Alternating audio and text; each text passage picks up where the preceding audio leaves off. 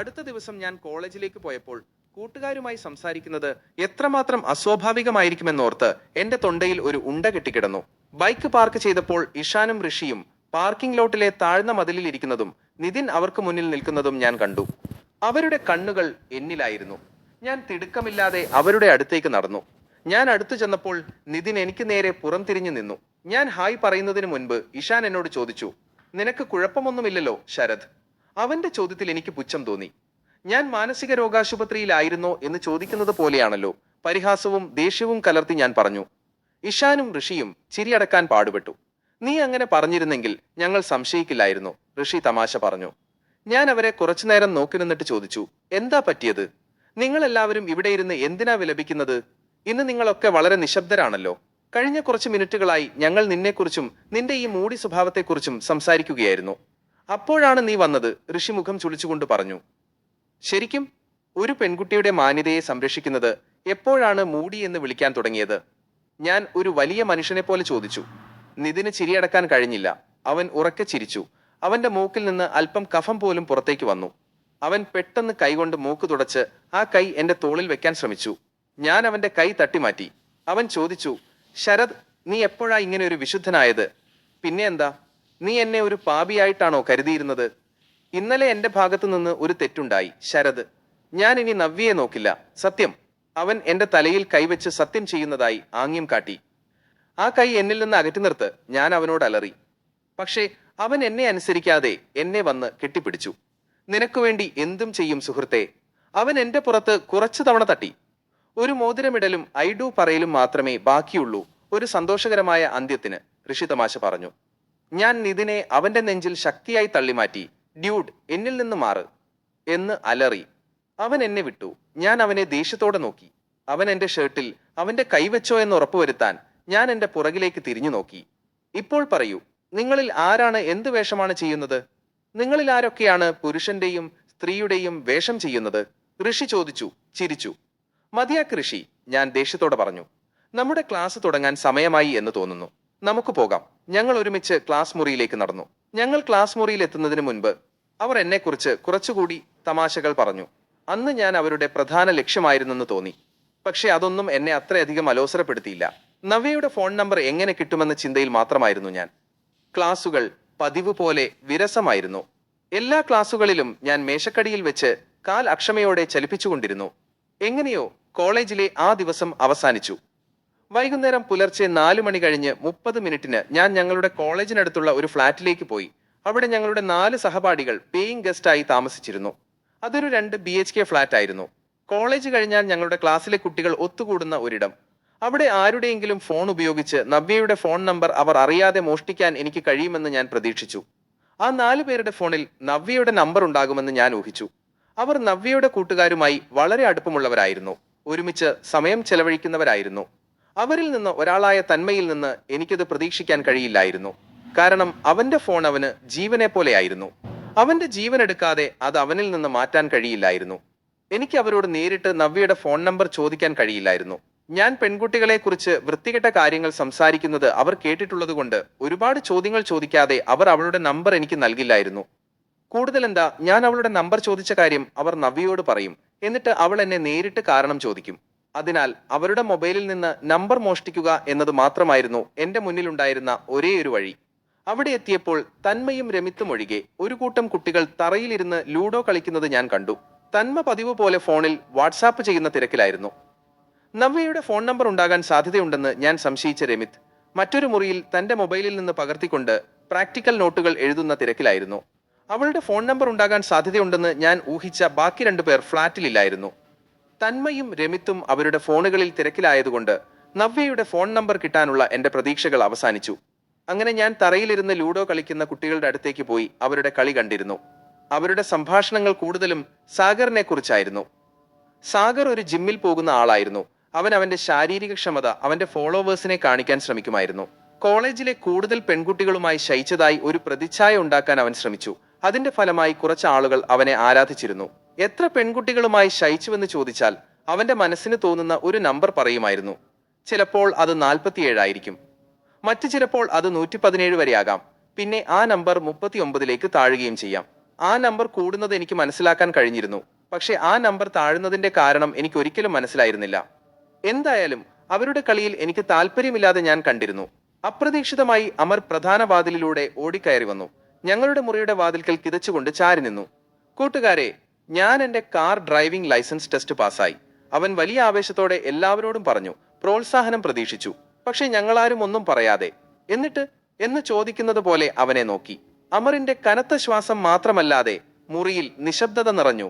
നിശബ്ദത ഭേദിച്ച് ഞാൻ എല്ലാവരോടും ചോദിച്ചു, ഹേയ്, കാർ ഡ്രൈവിംഗ് ലൈസൻസ് ഉള്ള ഒരാൾക്ക് ഓട്ടോറിക്ഷ ഓടിക്കാൻ അനുവാദമുണ്ടോ? എല്ലാവരും ചിരിച്ചു. എന്റെ ചോദ്യത്തിൽ അമറിന് ദേഷ്യം വന്നു.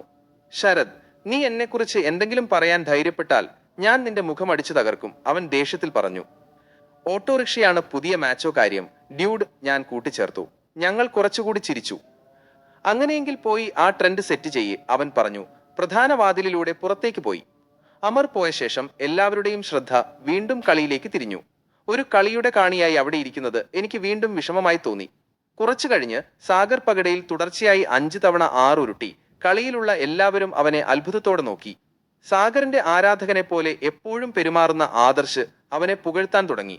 അവൻ സാഗറിനോട് അത്ഭുതത്തോടെ പറഞ്ഞു, ബോസ്, നിങ്ങൾക്ക് ആരുമായും ഒരു താരതമ്യവുമില്ല. ലൂഡോ കളിയായാലും ഒരു പെൺകുട്ടിയെ കൂടെ കിടക്കാൻ തയ്യാറാക്കുന്ന കാര്യമായാലും എങ്ങനെ കളിക്കണമെന്ന് നിങ്ങൾക്ക് നന്നായി അറിയാം. നിങ്ങൾ ഒരു യഥാർത്ഥ കളിക്കാരനാണ്. അത് കേട്ടപ്പോൾ ആദർശിന്റെ വാക്കുകൾക്കനുസരിച്ച് സാഗർ നിവർന്നിരുന്ന് ഒരു മാച്ചോ ഭാവം മുഖത്ത് വരുത്തി.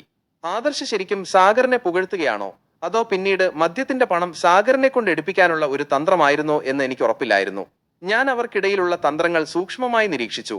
എന്നിട്ട് ആലോചിച്ചു, ഒരാളുടെ അഹങ്കാരത്തെ തഴുകി എന്താണ് ഒരാൾക്ക് അവനിൽ നിന്ന് നേടാൻ കഴിയാത്തത്? അതൊരു ക്ലൈമാക്സ് ഇല്ലാത്ത ഹാൻഡ് ജോബ് പോലെയാണ്. ആ തിരിച്ചറിവ് എന്റെ മനസ്സിൽ ഒരു ബൾബ് കത്തിച്ചു. എനിക്ക് ഒടുവിൽ നവ്യയുടെ ഫോൺ നമ്പർ കിട്ടാനുള്ള വഴി മനസ്സിലായി. ഞാൻ തറയിൽ നിന്ന് എഴുന്നേറ്റ് രമിത്തിന്റെ അടുത്തേക്ക് പോയി. അവൻ മറ്റൊരു മുറിയിൽ അവന്റെ മൊബൈലിൽ നിന്ന് പകർത്തിക്കൊണ്ട് പ്രാക്ടിക്കൽ നോട്ടുകൾ എഴുതുകയായിരുന്നു. അവന്റെ എഴുത്ത് ഒരുതരം കലിഗ്രാഫി പോലെയായിരുന്നു. ഞാൻ കുറച്ചുനേരം കുനിഞ്ഞ് അവന്റെ കൈയക്ഷരം നോക്കി നിന്നു. അവൻ എന്നെ ശ്രദ്ധിച്ചു. കുറച്ചുനേരം എഴുതുന്നത് നിർത്തി. ഞാൻ അത്ഭുതത്തോടെ പറഞ്ഞു, രമിത്, ഞാൻ ഈ കൈയക്ഷരം ആർക്കെങ്കിലും കാണിച്ചാൽ അത് കൈകൊണ്ട് എഴുതിയതാണെന്ന് അവർക്കൊരിക്കലും ഊഹിക്കാൻ കഴിയില്ലെന്ന് നിനക്കറിയാമോ? എന്റെ പ്രശംസ കേട്ട് അവൻ ചിരിച്ചു. നന്ദി സുഹൃത്തേ എന്ന് മറുപടി പറഞ്ഞു. അവന്റെ കൈയക്ഷരത്തോടുള്ള ആദരവ് കാണിക്കുന്നത് പോലെ ഞാൻ എന്റെ കൈ പതിയെ പേജിലൂടെ നീക്കി. അവൻ ശരിക്കും എന്നെ പ്രശംസിച്ചതിൽ സന്തോഷവാനായിരുന്നു. എനിക്കത് മനസ്സിലായി. അവൻ ഉപയോഗിക്കാതെ ഫോൺ നിശ്ചലമായതുകൊണ്ട് ലോക്ക് ആകുന്നത് വരെ ഞാൻ അവനോട് കുറച്ചുകൂടി സംസാരിച്ചു. ഹേയ്, നീ മൊബൈലിൽ നിന്ന് നോക്കി പ്രാക്ടിക്കൽ എഴുതുന്നത് ഞാൻ കണ്ടു. ഇതിനായി നീ ഏതൊക്കെ സൈറ്റുകളാണ് പിന്തുടരുന്നത്? എനിക്ക് പകർത്താൻ പറ്റിയ നല്ല സൈറ്റുകളൊന്നും കണ്ടെത്താൻ കഴിയാറില്ല, ഞാൻ ആകാംക്ഷയോടെ ചോദിച്ചു. അവൻ മേശയിൽ നിന്ന് അവന്റെ മൊബൈൽ ഫോൺ എടുത്ത് ലോക്ക് അഴിക്കാൻ ഒരു പാറ്റേൺ വരച്ചു. ഞാനത് എന്റെ ഓർമ്മയിൽ കുറിച്ചെടുത്തു. ആ ദിവസങ്ങളിൽ ആൻഡ്രോയിഡ് മൊബൈലുകളിൽ ഫിംഗർ പ്രിന്റ് അൺലോക്ക് സാധാരണമായിരുന്നില്ല. ഭാഗ്യം. അവൻ വളരെ ആവേശത്തോടെ അവന്റെ മൊബൈലിലെ കുറച്ച് വെബ്സൈറ്റുകൾ എന്നെ കാണിച്ചു തന്നു. എനിക്കതിൽ താല്പര്യമില്ലായിരുന്നു. അതുകൊണ്ട് ഞാൻ ഇടയ്ക്കിടെ ഒരു ശബ്ദം മാത്രമുണ്ടാക്കി അവനെ അവഗണിച്ചു. അവൻ വെബ്സൈറ്റുകളെ കുറിച്ച് വിശദീകരിച്ചു കഴിഞ്ഞപ്പോൾ ഞാൻ എന്റെ നോട്ടം വീണ്ടും അവന്റെ എഴുത്തിലേക്ക് മാറ്റി പറഞ്ഞു.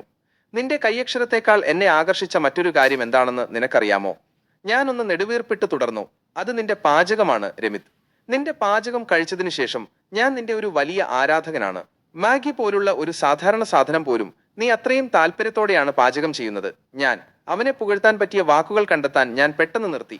ഒരു ഇടവേളയ്ക്ക് ശേഷം ഞാൻ തുടർന്നു. ഞാൻ നിന്നെ സല്യൂട്ട് ചെയ്യുന്നു മച്ചാനെ. അവനൊരു വലിയ പുഞ്ചിരി നൽകി പറഞ്ഞു. പാചകമാണ് എന്റെ ഇഷ്ടവിനോദം ശരത്. എനിക്ക് ഒരു ദിവസം മുഴുവൻ ഒട്ടും ക്ഷീണമില്ലാതെ പാചകം ചെയ്യാൻ കഴിയും. നിന്റെ വികാരം എനിക്ക് മനസ്സിലാക്കാൻ കഴിയും രമിത്. പക്ഷെ ഞാൻ എന്റെ ചുണ്ടുകൾ ചേർത്തുകൊണ്ട് പറഞ്ഞു. എന്റെ ചുണ്ടുകളുടെ വശങ്ങൾ താഴ്ന്നപ്പോൾ മുഖം ചുളിഞ്ഞു. അവൻ എന്റെ വിഷമിച്ച മുഖത്തേക്ക് നോക്കി. നിനക്കറിയാമോ രമിത്, ഇന്ന് ഞാൻ ഇവിടെ വന്നത് നിന്നോട് മാഗി ഉണ്ടാക്കിത്തരാൻ ചോദിക്കാനായിരുന്നു. പക്ഷെ നീ എന്ത് വിചാരിക്കുമെന്ന് ഞാൻ കരുതി. നിനക്ക് നേരത്തെ ചോദിക്കാമായിരുന്നല്ലോ. അധികം ഔപചാരികമാകണ്ട ശരത്, അവൻ ദയോടെ പറഞ്ഞു. ഇപ്പോൾ പോയി ഈ കെട്ടിടത്തിനടുത്തുള്ള കടയിൽ നിന്ന് കുറച്ച് മാഗി പാക്കറ്റുകൾ വാങ്ങിവാ. എന്റെ അതിയായ സന്തോഷം പ്രകടിപ്പിച്ചുകൊണ്ട് ഞാൻ അവനോട് നന്ദി പറഞ്ഞു. മാഗി പാക്കറ്റുകൾ വാങ്ങാൻ പോയി. കടയിൽ നിന്ന് തിരികെ വന്ന ശേഷം ഞാൻ പാക്കറ്റുകൾ അവന് കൈമാറി. ഓ, എനിക്ക് നല്ല വിശപ്പുണ്ട് എന്ന് പറഞ്ഞു. ഞാൻ എന്റെ വയറ്റിൽ നാടകീയമായി കൈവച്ചു. അവനെ ചിരിപ്പിച്ചു. രമിത് അവന്റെ സീറ്റിൽ നിന്ന് എഴുന്നേറ്റ് അവന്റെ മൊബൈൽ ഫോൺ പോക്കറ്റിലിടാൻ പോയപ്പോൾ ഞാൻ അവന്റെ കയ്യിൽ നിന്ന് മൊബൈൽ എടുത്ത് പറഞ്ഞു, വേണ്ട വേണ്ട, നീ ഭക്ഷണം ഉണ്ടാക്കുന്ന സമയത്ത് നിന്റെ ശ്രദ്ധ മൊബൈലിലേക്ക് മാറുന്നത് എനിക്കിഷ്ടമല്ല. നീ നിന്റെ 100% ശ്രദ്ധയും പാചകത്തിൽ നൽകണം. അവൻ അവിശ്വസനീയതയോടെ എന്നെ നോക്കി പറഞ്ഞു. ശരത്, ശരിക്കും? എന്റെ പാചകം നിനക്ക് അത്ര ഇഷ്ടമാണോ? നിനക്ക് വിശ്വസിക്കാൻ കഴിയില്ല, ഞാൻ പറഞ്ഞു. അവൻ കൂടുതൽ എന്തെങ്കിലും പറയുന്നതിന് മുൻപ് ഞാൻ അവന്റെ മൊബൈൽ ഫോൺ ചാർജ് ചെയ്യാൻ വെച്ചു. എന്നിട്ട് കൂട്ടിച്ചേർത്തു, ഞാൻ നിന്റെ ഫോൺ ചാർജ് ചെയ്യാൻ വെക്കുകയാണ്. അങ്ങനെ നിന്റെ ഫോൺ ഉപയോഗിക്കാൻ ഇത് മികച്ച സമയമായിരിക്കും. ഞാൻ അവനെ അടുക്കളയിലേക്ക് തള്ളിവിട്ട് കുറച്ചുനേരം അവന്റെ കൂടെ അവിടെ നിന്നു. അവൻ ഇളക്കുന്നതിൽ മുഴുകിയപ്പോൾ ഞാൻ സാധാരണ പോലെ അഭിനയിച്ച് അടുക്കളയിൽ നിന്ന് അവന്റെ മുറിയിലേക്ക് വന്നു. ഭാഗ്യത്തിന് ആരും അവിടെ ഉണ്ടായിരുന്നില്ല. ഞാൻ അവന്റെ ഫോൺ അൺലോക്ക് ചെയ്ത് അവന്റെ കോണ്ടാക്റ്റുകൾ നോക്കി. ഞാൻ ആദ്യത്തെ 3 അക്ഷരങ്ങൾ ടൈപ്പ് ചെയ്തു, നവ്. അപ്പോൾ നവ്യ ക്ലാസ് ഫ്രണ്ട് എന്ന പേരിൽ ഒരു കോണ്ടാക്ട് അവന്റെ സ്ക്രീനിൽ വന്നു. ഞാൻ അവളുടെ ഫോൺ നമ്പർ എന്റെ മൊബൈലിൽ വേഗത്തിൽ സേവ് ചെയ്തു. ഉറപ്പുവരുത്താൻ ഞാൻ ട്രൂ കോളർ ആപ്പിൽ അവളുടെ ഫോൺ നമ്പർ തിരഞ്ഞു. അതിൽ അവളുടെ പേരും പ്രൊഫൈൽ ചിത്രവും കാണിച്ചു. ഞാൻ അത് ചെയ്തു കഴിഞ്ഞപ്പോൾ രമിത്തിന്റെ മൊബൈൽ ഫോൺ നേരത്തെ വെച്ചിരുന്നത് പോലെ മേശയിൽ വെച്ച് അടുക്കളയിലേക്ക് തിരികെ പോയി. ഭക്ഷണം തയ്യാറായപ്പോൾ രമിത്ത് മറ്റേ മുറിയിൽ കളിക്കുന്ന കുട്ടികൾക്കും എനിക്കും വിളമ്പി. അവൻ വിളിച്ചു പറഞ്ഞു, കേൾക്കൂ, ഇത് ശരത്തിന്റെ ഒരു വിരുന്നാണ്. അതുകൊണ്ട് എന്നോട് നന്ദി പറയണ്ട, ശരത്തിനോട് പറഞ്ഞാൽ മതി. എല്ലാവരും എന്റെ ഈ ദയുള്ള പ്രവൃത്തിയിൽ അത്ഭുതത്തോടെ എന്നെ നോക്കി ഒരുപക്ഷെ ചിന്തിക്കുന്നുണ്ടാവാം, ഈ ചെറുക്കൻ എപ്പോഴാണ് മറ്റുള്ളവർക്ക് വേണ്ടി പണച്ചെലവ് ചെയ്യാൻ തുടങ്ങിയതെന്ന്. നന്ദി സുഹൃത്തേ, അവർ ഒരുമിച്ച് പറഞ്ഞു. ഞാൻ എന്റെ മുഖത്ത് ഒരു വലിയ പുഞ്ചിരി ഒട്ടിച്ചുകൊണ്ട് പറഞ്ഞു, ഏത് സമയത്തും കൂട്ടുകാരെ, ഏത് സമയത്തും. എന്റെ ഉള്ളിൽ സന്തോഷം കൊണ്ട് ഒരുപാട് തവണ മറിഞ്ഞു. വീട്ടിലേക്ക് മടങ്ങുമ്പോൾ എന്നേക്കാൾ സന്തോഷമുള്ള മറ്റൊരാളും ഉണ്ടാകില്ലായിരുന്നു. രാത്രി 11 മണി. ഞാൻ അത്താഴം കഴിച്ച് നവ്യയ്ക്ക് ടെക്സ്റ്റ് വഴി ആശംസിക്കാൻ ധൈര്യം സംഭരിക്കാൻ ഒരുങ്ങി. അതിനായി എനിക്ക് 1 മണിക്കൂർ മതിയാകുമെന്ന് ഞാൻ കരുതി. എന്നിരുന്നാലും എനിക്ക് മറികടക്കേണ്ട ഒരു വലിയ തടസ്സമുണ്ടായിരുന്നു. ഇന്ന് അവളുടെ ജന്മദിനമാണോ എന്ന് എനിക്ക് ഉറപ്പില്ലായിരുന്നു.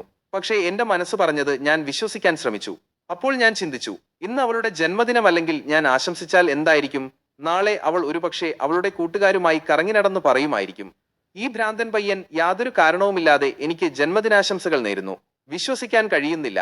പിന്നൊരാഴ്ചത്തേക്ക് ഞാൻ കോളേജിലെ പെൺകുട്ടികളുടെ ഏറ്റവും വലിയ ഗോസിപ്പ് വിഷയമായി മാറും. ഈ ചിന്ത തന്നെ എന്റെ കൈപ്പത്തികൾ വിയർപ്പിച്ചു. ഒരു നിമിഷം അവൾക്ക് ആശംസിക്കുന്നത് ഒരു നല്ല ആശയമാണോ എന്ന് ഞാൻ സംശയിച്ചു. പക്ഷെ ആ നിമിഷം എനിക്ക് മറ്റു വഴികളൊന്നുമില്ലെന്ന് തോന്നി. ഞാൻ അവൾക്ക് ആശംസിച്ചില്ലെങ്കിൽ മറ്റേതെങ്കിലും ചെറുക്കൻ അത് ചെയ്യുകയും അവളിൽ ഒരു മതിപ്പുണ്ടാക്കുകയും ചെയ്യുമെന്ന് ഞാൻ ഭയന്നു. സമയം രാത്രി 12 മണിക്ക് 2 മിനിറ്റ് മുൻപ്. ഞാൻ ഇപ്പോഴും അത് ചെയ്യണോ അതോ വേണ്ടെന്ന് വെക്കണോ എന്ന ആന്തരിക പോരാട്ടത്തിലായിരുന്നു. സമയം കടന്നു പോകുന്നത് പോലെ എനിക്ക് തോന്നി പെട്ടെന്നൊരു തീരുമാനമെടുക്കേണ്ടിയിരുന്നു. ആ നിമിഷത്തിന്റെ ആവേശത്തിൽ ഞാൻ കഴിയുന്നത്ര വേഗത്തിൽ ടൈപ്പ് ചെയ്യാൻ ശ്രമിച്ചു. Happy birthday Navya, regards Shiraj Chandra. ഞാൻ തിരക്കിട്ട് സന്ദേശം ടൈപ്പ് ചെയ്ത ശേഷം സെൻഡ് ബട്ടൺ അമർത്തി. കൃത്യം 12 മണിക്ക് 1 മിനിറ്റ് കഴിഞ്ഞാണ് അത് ഡെലിവറി ആയതെന്ന് ഞാൻ സന്ദേശത്തിന് താഴെയുള്ള സമയം നോക്കി. വൈകിയതിൽ എനിക്ക് കുറ്റബോധം തോന്നി. ഇത്തരമൊരു പ്രധാനപ്പെട്ട കാര്യം ഞാൻ എങ്ങനെ ശ്രദ്ധിക്കാതെ പോയി എന്ന് ഞാൻ എന്നെ തന്നെ പഴിച്ചു. സന്ദേശം അയച്ചപ്പോൾ പതിയെ ആ നിമിഷത്തിന്റെ ചൂട് കുറയുന്നതായി എനിക്ക് മനസ്സിലാക്കാൻ കഴിഞ്ഞു. എന്റെ മനസ്സിൽ ഭയം വർദ്ധിച്ചു. ഇത് ശരിക്കും അവളുടെ ജന്മദിനമാണോ? ഞാൻ അവൾക്ക് ആശംസിച്ചിട്ട് 15 സെക്കൻഡുകൾ കഴിഞ്ഞു. അവൾ ഇതുവരെ എനിക്ക് മറുപടി തന്നിട്ടില്ല. ഇന്ന് അവളുടെ ജന്മദിനമായിരിക്കില്ല. എന്റെ കാര്യം പോയി ഞാൻ ചിന്തിച്ചു. വെറും 15 സെക്കൻഡുകൾ മാത്രമാണ് കഴിഞ്ഞതെന്നും ഞാൻ കുറച്ചുകൂടി ക്ഷമയോടെ കാത്തിരിക്കണമെന്നും ഞാൻ ആലോചിച്ചില്ല. മറ്റാരേക്കാളും മുൻപ് എനിക്ക് മറുപടി തരേണ്ടത് അവളുടെ പ്രധാന ജോലിയാണെന്ന് ഞാൻ കരുതി. എന്റെ ഭ്രാന്തൻ പെരുമാറ്റത്തെക്കുറിച്ച് അവൾ അവളുടെ ഹോസ്റ്റലിലെ കൂട്ടുകാരോട് പറയുന്ന ചിത്രങ്ങൾ എന്റെ മുന്നിൽ മിന്നിമറഞ്ഞു. ഓരോ നിമിഷം കഴിയുമ്പോഴും എന്റെ പരിഭ്രാന്തി വർദ്ധിച്ചു. അടുത്ത ദിവസം കോളേജിൽ ഞാൻ എങ്ങനെ ഒരു തമാശയായി മാറുമെന്ന് ഞാൻ സങ്കല്പിച്ചു. ഒരുപക്ഷെ അവൾ എന്റെ അടുത്തേക്ക് വന്ന് എന്റെ ഫോൺ നമ്പർ എങ്ങനെ കിട്ടിയെന്ന് ചോദിക്കുകയും മറ്റുള്ളവരുടെ മുന്നിൽ വെച്ച് എന്നെ ചോദ്യം ചെയ്യുകയും ചെയ്യുമായിരിക്കും. എല്ലാത്തരം ദുർബലപ്പെടുത്തുന്ന ചിന്തകളും അടുത്ത കുറച്ച് നിമിഷങ്ങൾ എന്നെ കീഴടക്കി. അവളുടെ മറുപടി വൈകിയപ്പോൾ എനിക്ക് വേണ്ടി ദൈവം എന്തെങ്കിലും ചെയ്യുമെന്ന് മാത്രമായിരുന്നു എന്റെ ഏക പ്രതീക്ഷ. ഭ്രാന്തമായ കുറച്ച് മിനിറ്റുകൾക്ക് ശേഷം ഒരൊറ്റ വാക്കുള്ള മറുപടി ഒടുവിൽ വന്നു, താങ്ക്സ്. ഞാനൊരു വലിയ നെടുവീർപ്പിട്ടു. എന്റെ എല്ലാ ദൈവങ്ങൾക്കും നന്ദി പറഞ്ഞു. അവൾ എന്റെ ആശംസയ്ക്ക് നന്ദി പറഞ്ഞതുകൊണ്ടായിരുന്നില്ല, മറിച്ച് ഇന്ന് അവളുടെ ജന്മദിനമാണെന്നുള്ള സ്ഥിരീകരണമായിരുന്നു അത്.